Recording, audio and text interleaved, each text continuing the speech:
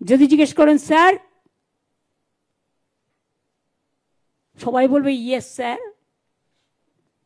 Yes sir মানে Mir Jafar sir, yes papa, yes papa, sir is there but vote no papa. বুঝতে হবে। হ্যাঁ, আমাদের দলও কোর্টে গেছে, ডিএমকে যেমন গেছে, অন্যান্য রাজনৈতিক দলেরও গেছে। আমরা অল ইন্ডিয়া তৃণমূল কংগ্রেসের থেকে মানুষের হয়ে আমরা বিচার চেয়েছি। এত শর্ট টাইমে এসআইআর হতে পারে না। বুঝতে হবে আমি ভিডিওটি কেন দেখালাম। আসলে ব্যাপারটা হচ্ছে যে একজন মানুষের মস্তিষ্ক ঠিক কোন জায়গায় গেলে মাইক হাতে তিনি কিন্তু জানেন যে তিনি কি বলছেন, তার মিনিং কি হতে পারে, তারপরেও টানা সেই একই কথা বলে যাবা। তার মানে বুঝতে হবে যে এই এসআইআরটা কতটা মাথা খারাপ করেছে মমতা ব্যানার্জির, যে তিনি yes sir no papa Mirzapur হ্যাঁ ভোট স্যার বুঝে নিতে হবে বলে তিনি সাইড কাটিয়ে বেরিয়ে যাচ্ছেন। কিন্তু আজকে যে খবরটি আমি আপনাদের সামনে নিয়ে এসেছি সেটা এতটাই গুরুত্বপূর্ণ যে মমতা ব্যানার্জি কোর্টের দরজায় গেলেন, এসআইআর কে নিয়ে প্রশান্ত কিশোরের কাছেও সাজেশন নিলেন, আর এইবার সরাসরি জাতীয় নির্বাচন কমিশনকে চিঠি দিয়ে বলছেন প্লিজ স্যার এসআইআরটা স্থগিত রাখা হোক। আর তারই মধ্যে খবর আসছে যে তৃণমূল কংগ্রেসের BLA 2 কে এত পরিমাণে উত্তম মধ্যম দেওয়া হয়েছে, আর দিয়েছে কে, তো বিজেপির ওপর অভিযোগ লাগছে যে বিজেপি নাকি তৃণমূল কংগ্রেসের পার্টি অফিসে ঢুকে তৃণমূল কংগ্রেসের BLA 2 কে চরম পরিমাণে পলিশ করেছে। এই খবরটি করতে আমার অবাক লাগছে যে ভাই আমি কোন যুগে আছি এখন, তাহলে বিজেপির লোকজন মারধর করছে। যদিও আমি মারধরকে সাপোর্ট করি না, আমি একদম সমর্থন করি না, কিন্তু ভাই জানতে হবে যে তাহলে বিষয়টা কি ঘটেছিল। তো সমস্ত খবরের ডিটেলসে যাওয়ার আগে নমস্কার, আমি অদ্বিতীয়া রয়। আজকে আবার চলে এসেছি আমার ছোট্ট ইউটিউব চ্যানেল সঙ্গে অদ্বিতীয়ায়। আপনাদের সকলকে প্রণাম ও ভালোবাসা জানিয়ে আজকে লাইভ আমি এখান থেকে শুরু করি। আমি শুরুতেই আপনাদের সামনে মমতা ব্যানার্জির ভিডিও চালালাম, তাই প্রথমেই জানাবো আপনাদেরকে যে দিদি কিন্তু থেমে থাকেননি। তিনি কিন্তু আপ্রাণ চেষ্টা করে চলেছেন যাতে এই এসআইআরটা স্থগিত হয়ে যাক। কারণ আজকেরও রিসেন্ট বিএসএফ এর দিকের আপডেট আছে যে 500 জনকে আবার ধরা পড়েছে, তাদেরকে ডিটেন করা হয়েছে, তারা বাংলাদেশ চলে যাচ্ছে। মানে আসলে বিএসএফ তো পার ডে 200টা করে পাঠাচ্ছে, তো সংখ্যাটা কম হয়ে যাচ্ছে। বাংলাদেশি চাইছেন এতটা হ্যারাসমেন্ট নেওয়ার তো নেই, ওই কেটে পড়ি, যেতে তো হবে সে বাংলাদেশি। তো সেই কারণে 500 জন ফেরও ধরা পড়েছে। তো এই অপারেশন সিন্দুর হওয়ার পর থেকে অবৈধ বাংলাদেশিদেরকে ডিপোর্ট করা চলছে।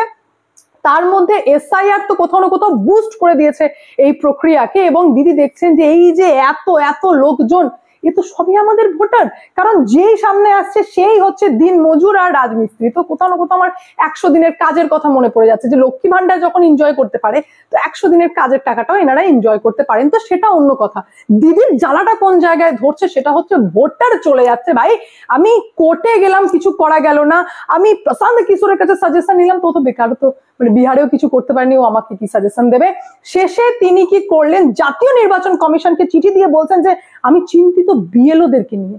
বিএলওদেরকে এত চাপ দেওয়া হচ্ছে, তাদেরকে এক তো হচ্ছে কোনো প্রশিক্ষণ ছাড়াই মাঠে নামিয়ে দিয়েছে, তারা চাপে চাপে মরে যাচ্ছে। মানে ভাবুন, বিএলওর দায়িত্ব নেওয়ার পর তাদের অসুস্থ হওয়ারও নেই, তাদের মৃত্যুও আসতে পারে না। মানে তারা কিন্তু যেভাবে যা ঘটছে, এক তো হচ্ছে সাধারণ মানুষ একের পর এক প্রাণ ত্যাগ করছে এই এসআইআর এর জন্য, এবার বিএলওরাও নাকি নিজেদের প্রাণ ত্যাগ করছে এই কাজের চাপে। মানে 26,000 চাকরি যাওয়াতে যত না প্রাণ গেছে, এই বিএলওর দায়িত্ব নেওয়াতে তার থেকে বেশি প্রাণ যাচ্ছে, এমন কিছু দিদি বোঝাতে চাইলেন। এবং বোঝাতে গিয়ে আমিও কনসার্ন হয়ে গেলাম যে বেচারা বিএলও কে ডিস্টার্ব করছে ভাই, তো কে ডিস্টার্ব করছে খুঁজতে গিয়ে খবর দেখছি যে যত নাম আসছে তৃণমূল কংগ্রেসের, জানা যাচ্ছে বিএলওরা যখন কাজ করছেন এনুমারেশন ফর্ম দিচ্ছেন, তখন নাকি তৃণমূল কংগ্রেসেরই লোকজন ঝান্ডা হাতে প্রভাব খাটানোর চেষ্টা করছেন। আর তারই রেজাল্ট আজকে পূর্ব মেদিনীপুরে ঘটে গেল, যেখানে জানা যাচ্ছে বৃহস্পতিবার দিন সকালবেলায় হঠাৎ করে ভগবানপুর পার্টি অফিস, যেটা তৃণমূল কংগ্রেসের পার্টি অফিস, সেখানে নাকি বিজেপির লোকজন, অভিযোগ করেছে তৃণমূল কংগ্রেস যে বিজেপির সমর্থকরা নাকি হঠাৎ করে ঢুকে পড়ে উত্তম মধ্যম মেরেছেন পবিত্র কুমার সাউকে এবং তার সহকারী দেবব্রত মাইতিকে।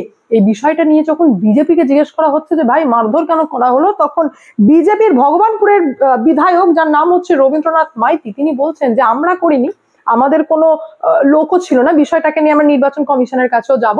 ব্যাপারটা হচ্ছে যে যখন বিএলওরা তাদের কাজ করছে, তখন তৃণমূল কংগ্রেসের বিএলএরা সাথে গিয়ে তৃণমূল কংগ্রেসের ঝান্ডা হাতে নিয়ে প্রভাব খাটানোর চেষ্টা করছে এবং বৈষম্যমূলক আচরণ করছে, এবং যার জন্য সাধারণ মানুষ ক্ষিপ্ত হয়ে চড়াও হয়েছে, এবং যার জন্য ফ্রিতে মার খেয়ে নিলেন পবিত্র কুমার সাউ এবং তার সহকারী দেবব্রত মাইতি।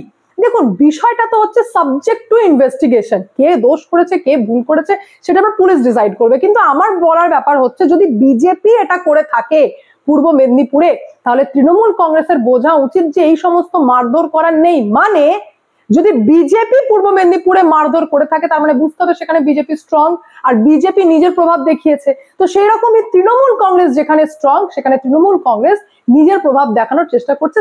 এক্সাম্পল অনুযায়ী বলে দিলাম হুগলি, তাহলে হুগলিতে বিজেপির লোক মার খাবে, কারণ তৃণমূল কংগ্রেস প্রভাব খাটানোর চেষ্টা করছে। তো এই যে মার খাওয়া খাবি চলছে, এটা যদি ব্যালেন্স করা যায়, মানে তৃণমূল কংগ্রেস যদি হুগলিতেও প্রভাব না খাটায় আর নিউট্রাল থাকার চেষ্টা করে, তাহলে পূর্ব মেদিনীপুরেও কিন্তু তৃণমূল কংগ্রেসকে মার খেতে হয় না। আমার তো ভাই এইটুকু মাথায় সিম্পল সা ইকুয়েশনই ঢুকলো, যেখানে আবারও বলছি যে কে দোষ করেছে কে ভুল করেছে সেটা তো সাবজেক্ট টু ইনভেস্টিগেশন। কিন্তু তৃণমূল কংগ্রেসের এটা মাথা থেকে ডিলিট করা দরকার যে আমার সরকার রয়েছে, তার মানে আমি যা খুশি তাই করতে পারি, আমার পুলিশ রয়েছে মানে আমি তো ভাই দাদা আমি দেখে নেবো। তো এই ম্যাটারটা ডিলিট করা দরকার, কারণ দিদি কিন্তু চাপে। আপনারা যতই সরকার সরকার করুন, মমতা ব্যানার্জির ঘুম কিন্তু হচ্ছে না। এক তো এসআইআর কে আটকাতে পারছেন না, তিনি চরম হুমকি দিয়েছেন, মানে বিভৎস হুমকি দিয়েছেন। তিনি তো শেষ পর্যন্ত জ্ঞানেশ কুমারকে পর্যন্ত বলে দিলেন যে আপনি একটা পার্টিকুলার দলের হয়ে কাজ করছেন, করেও তিনি এসআইআর আটকাতে পারলেন না। আর তারই মধ্যে খবর আসছে যে এবার জাতীয় নির্বাচনের কমিশনের দিক থেকে একটি জরুরি বৈঠক ডাকা হয়েছে, সেটা ইভিএম সংক্রান্ত। ভাই এই তো এসআইআর চলছে, আর তারই মধ্যে বিধানসভাকে নিয়ে ইভিএম কে নিয়ে মিটিং ডেকে নিয়ে মমতা ব্যানার্জি কি করবে?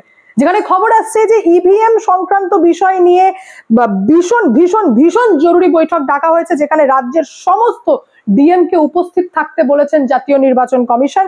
এবং বৈঠকটি নেওয়া হবে 21 নভেম্বর, যেখানে এফএলসি অর্থাৎ ফার্স্ট লেভেল চেকিং এর বিষয় নিয়ে একটি ওয়ার্কশপ করা হচ্ছে, যেখানে পুরো প্রযুক্তি সম্পর্কে বোঝানো হবে।